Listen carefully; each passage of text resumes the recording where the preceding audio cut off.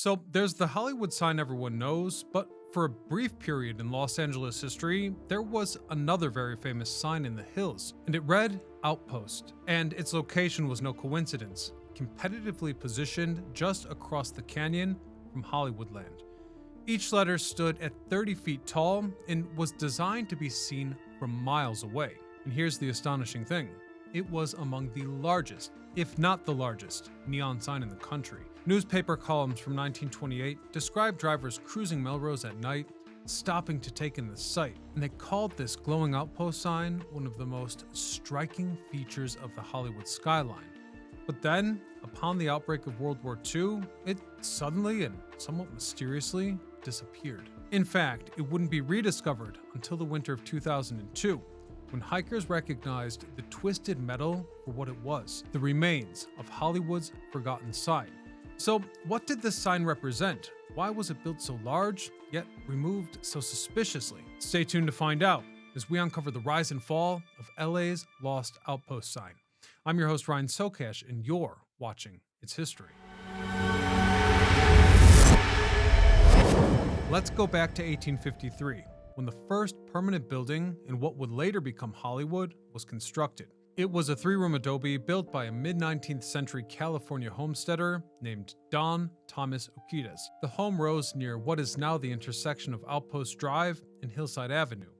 Anyhow, at that time, the surrounding hills were still largely undeveloped, used mostly for things like ranching, small settlements, and seasonal gatherings. And it should be noted that according to some later accounts, those seasonal gatherings would eventually evolve into a performer's town, hosting annual religious plays and community events decades before the film industry arrived. And as you might imagine, by the late 19th century, the landscape began to change. In the early 19th century, the property was acquired by Harris Gray Otis, the powerful publisher of the LA Times, and he used what many regard as Hollywood's first home, that first adobe, as a private retreat, renaming it the Outpost.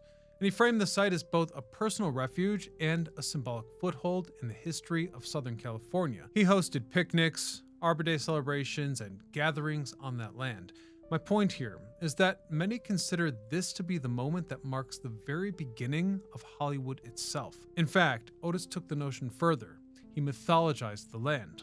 For example, he publicly claimed that a treaty ending the hostilities between the US and Mexican forces in California had actually been signed inside his adobe property, a claim that elevated the land from a scenic hillside to a historic American ground. Even so, shortly before his death in 1917, the LA Times quietly issued a correction, acknowledging that the treaty had actually been signed elsewhere. But still, that symbolism, it remained. By the 1920s, Hollywood was no longer rural, it was booming. This is when real estate developer Charles E. Tilberman acquired the Outpost property. Tilberman had already helped shape much of Hollywood's built environment, and he understood the value of image as much as location. Hence, he kept the name Outpost and began developing the land into what he marketed as Outpost Estates, an exclusive hillside neighborhood governed by strict architectural rules and designed to appeal to Hollywood's growing elite.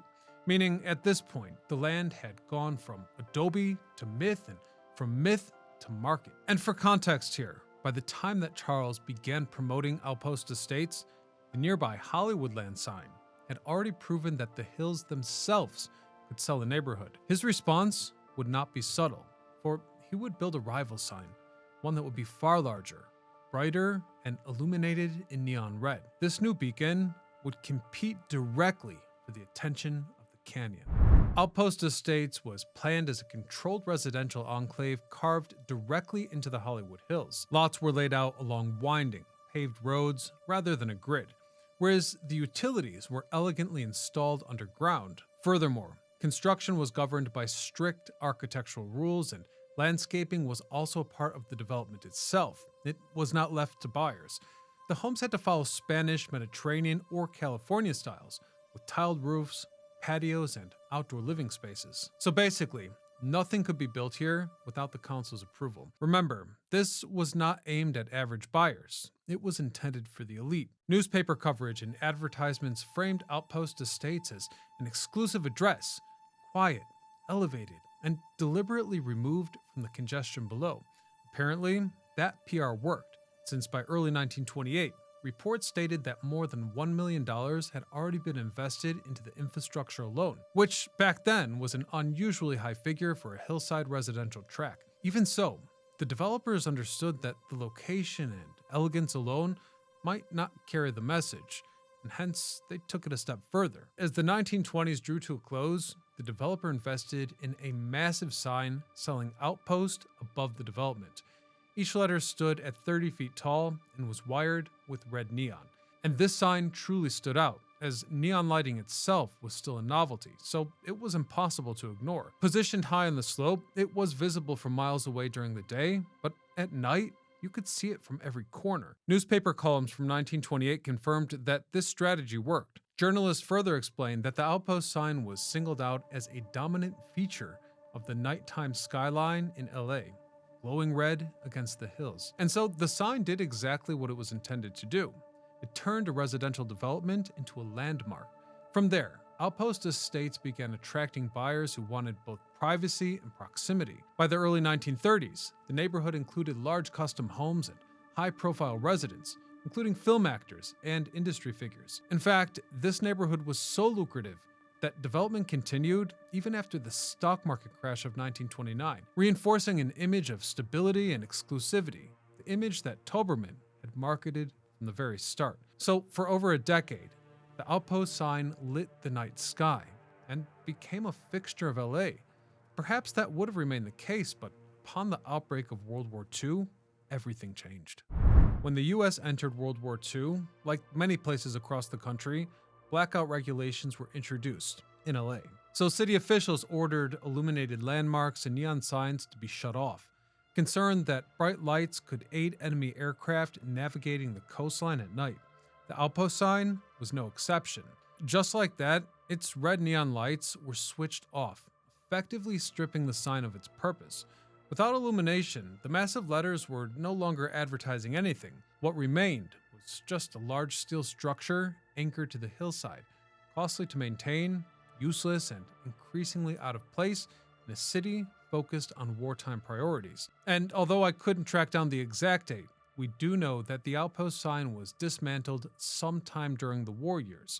Unlike the Hollywoodland sign, though, which had faced similar challenges, the Outpost sign would never return. Its steel framework was toppled over and left behind on the hillside, abandoned rather than removed entirely.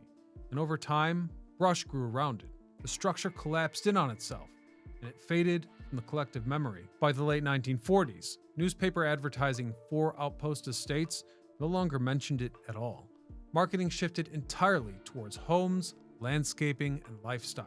Though, fortunately, from there, the neighborhood continued thriving into the modern day, and for over half a century, its bygone symbol, forgotten until recently that is, when two urban explorers rediscovered what was left of it on the hillside. In the winter of 2002, Outpost estate residents made a discovery that reframed a forgotten piece of LA history. While hiking the canyon, they noticed some twisted steel scattered along the hillside. At first glance, it looked like scrap, but the scale of it didn't make sense. The pieces were just too large, too deliberate. And according to those residents, a realization came slowly.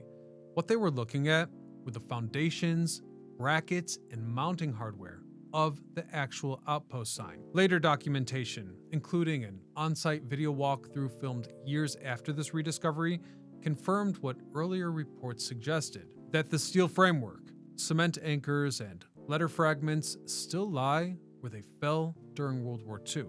Nothing was hauled away or preserved.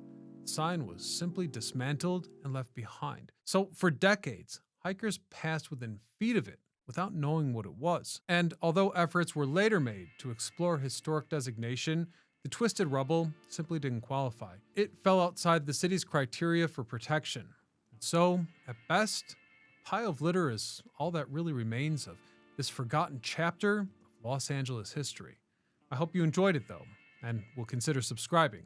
Otherwise, until next time, this is Ryan Socash, signing off.